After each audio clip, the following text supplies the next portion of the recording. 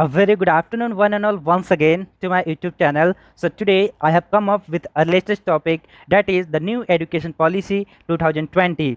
Friends, we all know that yesterday our education minister has announced the new education policy, and under this the our HRD minister, the human resource and development minister, name is changed into the education ministry. So in this topic we will learn the main points that is brought under this education policy. So before starting, let me tell you that this is the third education policy brought in India after independence. The first education policy was brought in 1968 during Srimati Indira Gandhi government, and the second education policy was brought in the 1986 during Rajiv Gandhi, and this is the latest and the third education policy which is being brought by Prime Minister Sri Narendra Modi.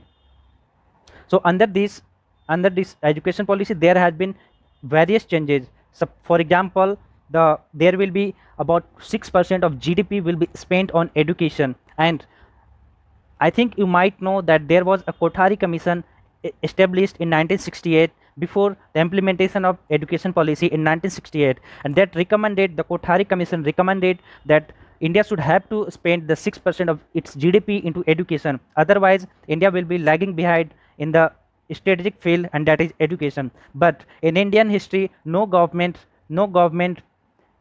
provided the GDP, the 6% of GDP into this education sector. So this current government, they have told that, they have announced that they will provide the 6% of GDP and invest into the education sector. So come up with the new changes. What are the new points and important points everyone should know regarding the education policy of 2020? So first one is the 10+2 board structure is dropped, and second, the new school structure will be brought, that will be 5+3+3+4. So here we know that currently we are studying the 10 up to 10 class, 10th is the board, and also the 12th is the board. So it is called the 10+2, but new school structure will be the 5+3+3+4, under which up to 5th class there will be preschool, primary school, 6 to 8 there will be middle school, and 8 to 11 that is will be high school, and 12 onwards there will be graduation.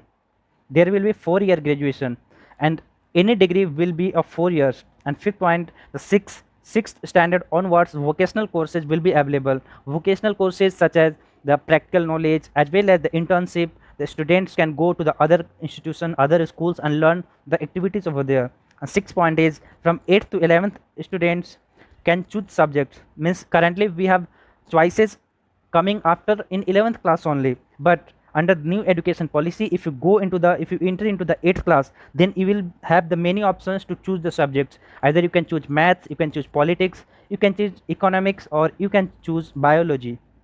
So this is the goodness of this new education policy. Seventh point is the all graduation course will have major and minor. Example, the science student can have physics as major and music and minor as well. Any combination he can choose. So here in this education policy, you will be independent to choose whatever the subjects you want to study. But in the current education system, like the education system is divided into 3 parts: the science, arts, and commerce field. If you are a student of science, then you will have to study only physics, chemistry, biology and mathematics. But here in new education policy, if you are a science student, if you want to study maths or physics, then you can also study the games and sports, music, political science, anything. So you will have a broader choices as far as your subject is concerned. The eighth is the higher education will be governed by only one authority. Friends, today we know that there are various authorities that govern the higher education. For example, the UGC, University Grant Commission, AICTE, but these will be merged and only one institution will be remaining, and that is expected to be HECI, Higher Education Council of India. And 10th point is all university, government, private, open, deemed, vocational, etc. will have same grading and other rules. So all universities, whether it is private, government, or it is open university, vocational university, all will have the same grading rules. Now teacher training board will be set up for all kind of teachers in the country. No state can change. So this education policy is inclusive, and it will include the same education policy all over the country in every state. And for this the teachers will be trained for this purpose. 12th, the same level of accreditation to any college based on its rating. College will be an autonomous rights and funds. The same level of accreditation to any college based on its rating. College will get the autonomous rights and funds. So it means that any college they are performing well, then they will be given autonomy to choose or raise their funds, to invest their funds, and government will also provide them some extra funds. The 13 point, the new basic learning program will be created by government for parents to teach children up to 3 years in home, and for preschool 3 to 6.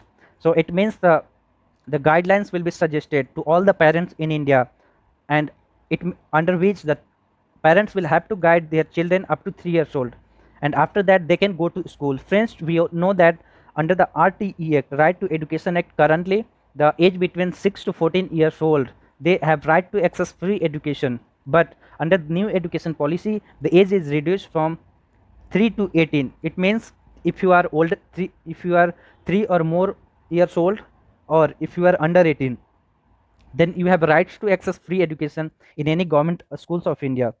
14, the multiple entry and exit form from any course. It means that you can take the, you can, if you have take admission in any graduation, then you can drop it after 1 year, and for that particular 1 year you will be provided the certificate. If you are completing only 2 years, then you will be given the diploma certificate. If you are completing 3 years, then you will be given the degree of that course. And 15th is the credit system for graduation. For each year, student will get some credits which he can utilize if he takes break in course and come back again to complete the course. So I already explained this, that if you are going for any course and if you want to drop it after 1 year, then you can drop and you can come after as many years you want. For example, if you are doing BTech but you want to do some job, or you want to take political science degree, then you can go, and then after completing that you can come after 3 years, 4 years, and reapply for the same BTech degree, and you will take admission in second year because you will already have the certificate of first year passing. The 16 is all school exams will be semester wise twice a year. Currently the different schools, different colleges have different system. Some schools or colleges conduct annual exam, some universities conduct the semester wise exam. So there will be same system for throughout the country.